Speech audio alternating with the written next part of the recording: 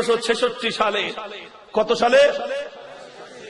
আজ থেকে 153 বছর আগে তৎকালীন ভারতবর্ষের উত্তর প্রদেশের সাহারানপুর জেলার অন্তর্গত দেওবন্দ নামক গ্রামে একটা ডালিম গাছের ছায়ার নিচে একজন শিক্ষক, নাম তার মোল্লা মাহমুদ, আর একজন ছাত্র যার নাম মাহমুদ হাসান দেওবন্দি, এই দুইজনের মাধ্যমে একটা কার্যক্রম শুরু হয়েছিল যার মূল রূপকার ছিলেন হুজ্জাতুল ইসলাম কাসিমুল খায়রাত ওয়াল উলুম কাসিম নানুতুবি রহমাতুল্লাহি আলাইহি।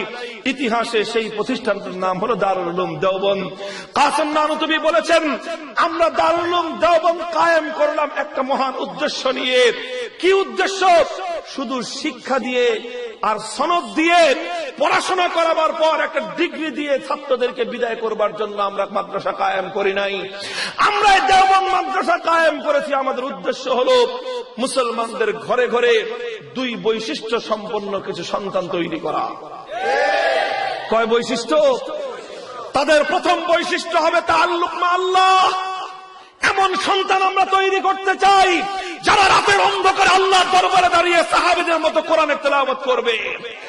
এমন সন্তান তৈরি করতে চাই যারা রাতের অন্ধকারে আল্লাহর জিকিরের মাধ্যমে হৃদয়ের ভালোবাসার সম্পর্ক কায়েম করবে আরশের মালিকের সঙ্গে। যারা সকাল সন্ধ্যা আল্লাহর কোরআনের তেলাওয়াত করবে, আল্লাহকে ডাকবে। একদিকে তাদের প্রথম বৈশিষ্ট্য হবে তাআল্লুক মা আল্লাহ, আর তাদের দ্বিতীয় বৈশিষ্ট্য হবে জিহাদ ফি সাবিলিল্লাহ।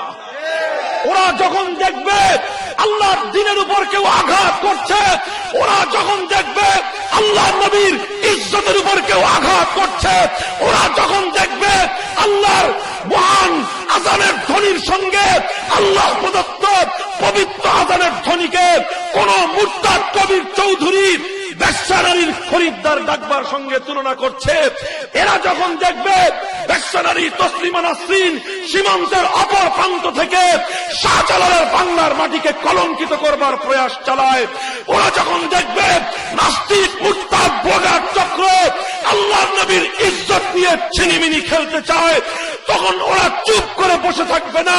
নবীর ইজ্জতের হেফাজতের জন্য, কোরআনের ইজ্জতের হেফাজতের জন্য, শাহাদাতের রক্ত দেওয়ার জন্য ওরা শাপলা চত্বরে ছুটে যাবে।